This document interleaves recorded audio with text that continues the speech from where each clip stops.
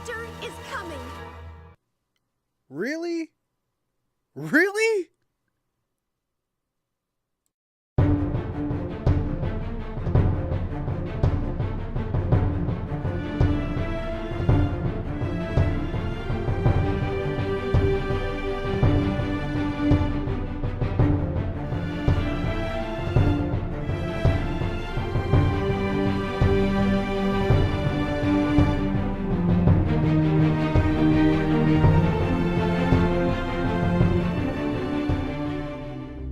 Okay, so I've been trying all week to think of things to say.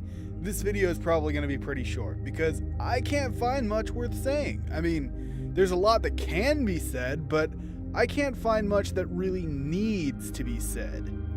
With that out of the way, greetings and welcome, bronies and random YouTubers. My name is Shadowfire, and I'm here to give you my opinion/review of Season 5, Episode 5, Tanks for the Memories.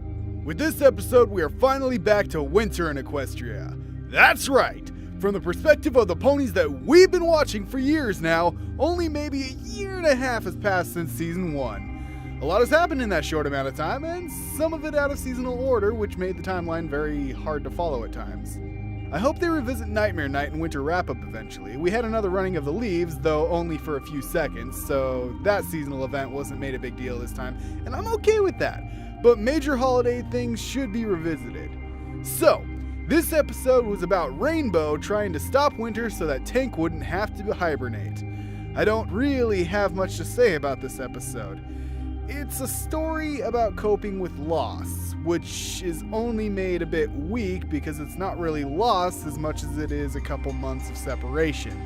But I guess this is the closest we're going to get to an actual story about loss of life for the time being. From my perspective, this episode was more about being entertaining than anything else. The comedy was good most of the time, and the screen kept you watching for the references and continuity that was going on in the background. Rainbow finally gets a song in the show that's all her own, which I liked, though some of the lyrics sounded like they could have used some slight revision. And you know what? It's weird that Rainbow gets off scot-free despite the damage that she does and the fact that she was trying to stop Winter. But the feel of this episode sort of makes you really not mind it because I don't feel as though it's something you're left thinking too hard about. I'm not going to go into too much detail with this one.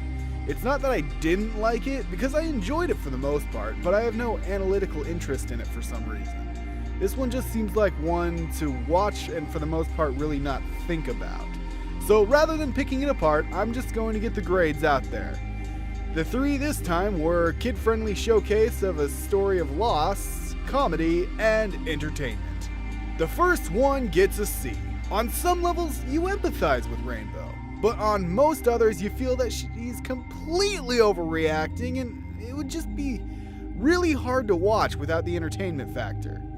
They did stay true to the 5 stages of grief, but since it was only hibernation and not death, the stakes didn't seem high enough to believe Rainbow's actions. She took things much farther than necessary. The comedy gets a B+. Some of it was a little difficult to follow unless you get where the reference is, but most of it was pretty okay slapstick or reactions that were easy to get and fun to watch. There were a couple of different flavors of comedy to this episode, but once again, the highlights of comedy came from the element of laughter. Shh! Don't say that word! That's what started this all! I'm mostly sad because you're not sad! Applejack cries on the inside, Twilight! Final category, entertainment. This is what carried the episode this time around. Watching everything from start to finish, figuratively and literally snowballing out of control, was pretty fun. Rainbow's over-the-top reactions to everything may have made it hard to empathize with her, but it was entertaining nonetheless. And the various flavors of comedy that I mentioned were just great. And though at times it was a bit jarring to see Rainbow's unreasonable way of thinking, it did make for some interesting moments with the main 6. Entertainment gets an A-. There's almost next to nothing that gets me emotionally invested in this episode, but it was plenty entertaining all the same. Overall grade for the episode is a B. no real ending notes. I said what I wanted to in the beginning, so I hope to see you all next time in Appaloosa's Most Wanted. Until then, remember to have fun. The fun has arrived, fillies and gentle colts. Miss Sparkle? Oh, right.